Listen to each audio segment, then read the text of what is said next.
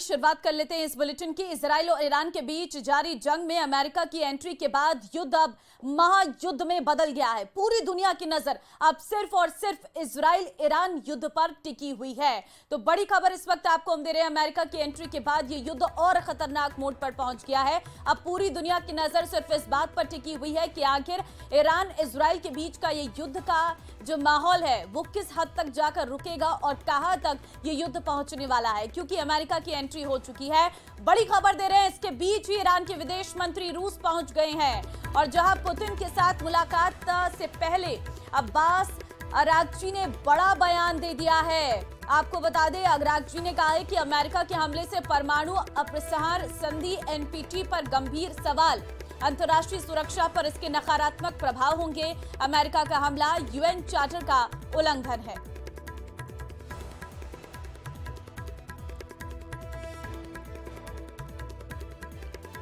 Iran ने Israel पर पलटवार किया है। ईरान ने इजराइल पर मिसाइल से हमला किया है, जिसका वीडियो भी आया है सामने। हम आपको वो तस्वीरें दिखाते हैं जहां पर ईरान ने इजराइल पर हमला किया है, मिसाइलें दागी हैं।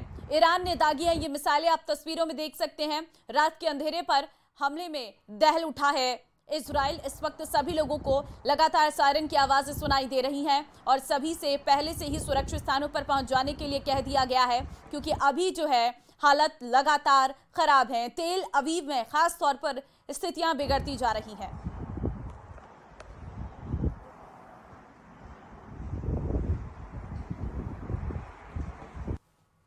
और देखिए सायरन सुन सकते हैं, अनाउंसमेंट्स हो रही है।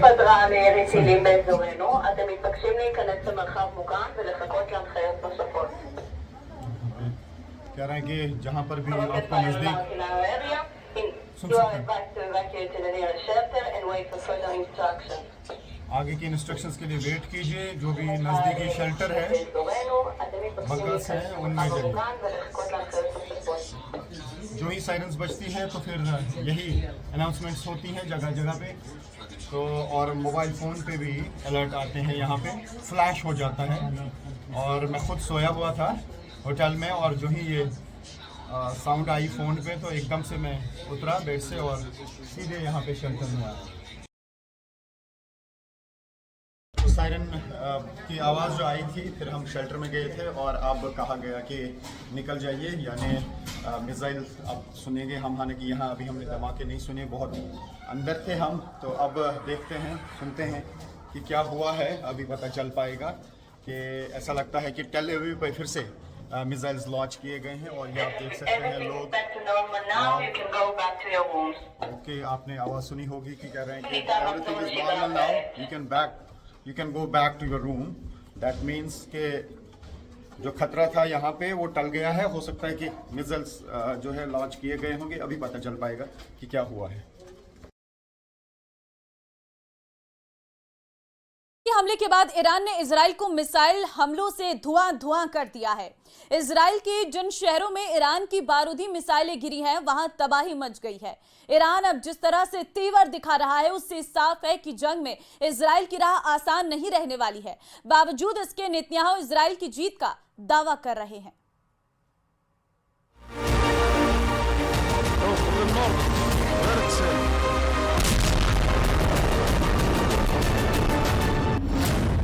नेतन्याहू का दावा, जीतेगा Israel.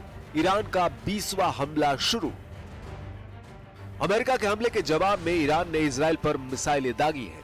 Islamic revolutionary guard corps यानी IRGC ने कहा कि उन्होंने इजराइल पर सबसे बड़ा अटैक किया है और 14 अहम ठिकानों को निशाना बनाया है। वहीं टाइम्स ऑफ इजराइल के मुताबिक हाइफा और तेल अवीव के मिलिट्री और रिहायशी ठिकानों पर ईरानी मिसाइलें गिरी हैं। इजराइल में अब तक 86 लोगों के घायल होने की जानकारी सामने आई है, जबकि एक से ज्यादा की मौत की भी खबर आ रही है। खबर यह भी है कि ईरान ने इजराइल के बेन गुरियन एयरपोर्ट पर 2 राउंड में मिसाइल हमले किए हैं। ईरान ने इजराइल पर पहली बार खैबर शिकन मिसाइल दागी। ईरानी मीडिया आउटलेट्स की तरफ से एक वीडियो जारी किया गया है, जिसमें खैबर शिकन मिसाइल को दिखाया गया है। रिपोर्ट्स के मुताबिक ईरानी मिसाइल ने इजराइल में भयानक तबाही मचाई है और दावा किया है कि Israeli air defence system Khyber शिकन को इंटरसेप्ट करने में नाकाम रहा है। ईरान के सरकारी मीडिया ने दावा किया है कि ईरान ने पहली बार अपनी सबसे एडवांस मिसाइल खैबर शिकन को इजराइल पर दागा है। खैबर का दूसरा नाम खुर्रम शहर 4 भी है। ईरान का इजराइल पर यह 20वां बड़ा हमला है। मैं इस वक्त इसराइल में उस जगह पर हूं जहां पर ईरान का मिसाइल गिरा है। ईरान की तरफ से एक के बाद एक मिसाइल अटैक किए गए। तकरीबन 40 मिसाइल ईरान की तरफ से लॉन्च किए गए। उसमें से बताया जा रहा है कि 7 इसराइल के अलग अलग जगहों पे लगे। मैं इस वक्त आइंस्टाइन स्ट्रीट पे हूं। ये टेल अवीव से यानी सेंटर से तकरीबन 6 किलोमीटर दूर है और मैं आपको दिखाऊंगा। यहाँ पे रियल ग्राउंड जीरो पर पहुंची है न्यूज़ 18 इंडिया की टीम और यहाँ पे हर तरफ से अफरा तफरी है। यही वो स्पॉट है जहाँ पे ईरान का मिसाइल गिरा है और मैं यहाँ पे आपको दिखाने की कोशिश करूंगा। यहाँ पे हर तरफ से अफरा तफरी का माहौल है। यहाँ पे लगी है इसराइली सेना, ये इसराइली डिफेंस फोर्सेस हैं और साथ ही रेस्क्यू एंड रिलीफ ऑपरेशंस की टीमें हैं। ये रोड पूरा बंद कर दिया गया। यही वो स्पॉट है जहां पे इसराइल का ये जो मिसाइल है वो गिरा है। वहीं दूसरी तरफ इजरायली सेना यानी आईडीएफ ने कहा कि उसके एयरफोर्स ने ईरान के 2 F-5 फाइटर जेट्स को तबाह कर दिया है। ये फाइटर जेट्स बेसफुल एयरपोर्ट पर तैनात थे। इजरायली सेना ने ईरान के 8 बैलिस्टिक मिसाइल लॉन्चर्स भी नष्ट करने का दावा किया है। सेना ने कहा कि इनमें से 6 मिसाइल तुरंत इजराइल पर हमला करने के लिए तैयार थे। बीती रात 20 इजरायली लड़ाकू विमानों ने सेंट्रल ईरान में कई जगहों पर हमले किए। As President Trump has stated, the United States does not seek war. But let me be clear. We will act swiftly and decisively when our people, our partners, or our interests are threatened. Iran should listen to the President of the United States and know that he means it, every word. इधर अमेरिकी हमले के बाद Iran के समर्थन में Saudi अरब, Oman, Iraq और Qatar उतरने लगे हैं। उन्होंने अमेरिकी हमले की सख्त निंदा की। सभी देशों ने बयान जारी करते हुए ईरान के खिलाफ अमेरिकी हमलों की निंदा की है। खाड़ी में एक बड़ी ताकत और अमेरिका के करीबी सहयोगी सऊदी के विदेश मंत्रालय ने अपने बयान में कहा है कि वॉशिंगटन के हमले ईरानी संप्रभुता का उल्लंघन है। हम इन हमलों की निंदा करते हैं। सऊदी अरब ने ईरान के परमाणु स्थलों पर हमलों के बाद पश्चिम एशिया में बढ़ रहे संघर्ष पर चिंता जताते हुए तनाव कम करने का आह्वान किया है। इस महीने की शुरुआत में अमेरिका और ईरान के बीच परमाणु वार्ता में मध्यस्थता करने वाले ओमान ने भी अपनी प्रतिक्रिया दी है। ओमान ने अमेरिकी हमलों को पूरी तरह अवैध आक्रमण करते हुए निंदा की है। वहीं खबर है कि ईरान के विदेश मंत्री अब्बास अरागची रूस जा रहे हैं, जहां वो राष्ट्रपति पुतिन से मुलाकात करेंगे। अमेरिका ने ईरान के परमाणु ठिकानों पर जिस तरह से ताबड़तोड़ हमले किए हैं, उसके बाद परिस्थितियां गंभीर हो गई हैं। ईरान ने न सिर्फ इजराइल पर मिसाइलों से हमले करके इसकी प्रतिक्रिया दी है, बल्कि अमेरिका को सीधे तौर पर कहा है कि वो किसी भी हमले के बदले सरेंडर नहीं करने वाले हैं। इसी बीच ईरान के समर्थन में भी कुछ देश उतर रहे हैं। 3 मुस्लिम देशों ने पहले अमेरिका के इस हमले की निंदा की और अब रूस ने इस पर तीखी प्रतिक्रिया दी है। रूस की फेडरेशन काउंसिल की अंतर्राष्ट्रीय मामलों की समिति के उपाध्यक्ष आंद्रेई क्लिमोव ने कहा कि अमेरिका की सीधी सैन्य कार्रवाई ने वैश्विक तनाव को एक नई ऊंचाई पर पहुंचा दिया है। अब कई देश परमाणु हथियार और हाइपरसोनिक मिसाइल विकसित करने की दिशा में सोच सकते हैं। रूस के पूर्व राष्ट्रपति दिमित्री मेदवेदेव ने यहां तक दावा कर दिया है कि ईरान पर हुए अमेरिकी हमलों से ईरान के भूमिगत परमाणु ठिकानों को नुकसान नहीं हुआ है। दावा किया जा रहा है कि ईरान ने अमेरिकी हमले से पहले ही फोर्डो न्यूक्लियर फैसिलिटी में मौजूद ज्यादातर यूरेनियम को किसी और जगह पर शिफ्ट कर दिया था। ईरान की मेहर न्यूज एजेंसी ने सूत्रों के हवाले से इसकी जानकारी दी है। ईरान सरकार ने इजराइल के साथ बढ़ते तनाव को देखते हुए ये कदम उठाया। हालांकि स्रोत ने ये नहीं बताया कि यूरेनियम को कहां ले जाया गया है।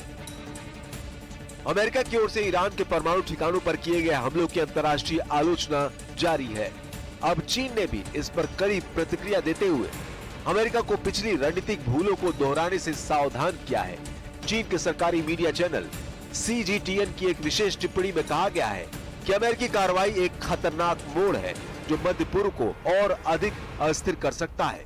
हालांकि इजराइल ईरान पर अमेरिकी हमलों से गदगद है।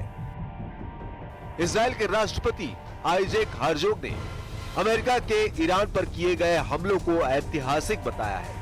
उन्होंने कहा कि ट्रंप के बयान अमेरिका और इजराइल के बीच गहरे और साहसी रिश्तों को दिखाते हैं। हालांकि हर्जोग ने चेतावनी दी कि अभी लड़ाई खत्म नहीं हुई है, आने वाले दिन और ज्यादा मुश्किल हो सकते हैं। उन्होंने इजराइल के लोगों से अपील की है अधिकारियों के दिशा निर्देशों का पालन करें। वहीं ईरानी विदेश मंत्री अब्बास अरागची ने अमेरिका और यूरोप पर दोहरा रवैया अपनाने का आरोप लगाया है। उन्होंने सोशल मीडिया पर लिखा, पिछले हफ्ते हम अमेरिका के साथ बातचीत कर रहे थे, तभी इजराइल ने हमला कर कूटनीति को खत्म कर दिया। फिर हम यूरोपीय देशों से बात कर रहे थे, फिर अमेरिका ने उस प्रक्रिया को खत्म कर दिया। अरागची ने सवाल उठाया कि सबके बावजूद यूरोप ईरान से कैसे उम्मीद कर सकता है कि वो बातचीत के रास्ते पर लौटे।